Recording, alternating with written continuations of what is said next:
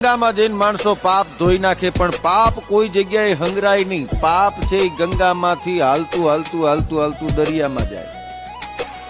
દરિયો પાપને સંઘરી ન શકે. મોજા દ્વારા ઉછળતું ઉછળતું પાપ છે એ કિનારે આવે, અને અગરિયા છે ને એ પાપને ભેગું કરે, એના ક્યારા બનાવે, એમાંથી મીઠું પાકે. એની પાસે પાપ છે હંગરાય નહીં.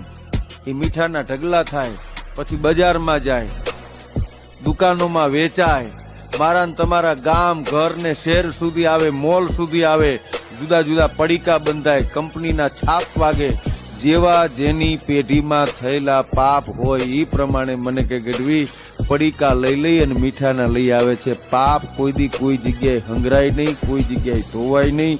તમારા ને તમારા પાપ છે તમારા ઘરમાં ચોક્કસ પાછા આવશે, આવશે ને આવશે. આ તો રંગી દુનિયામાં રંગીન મિજાજ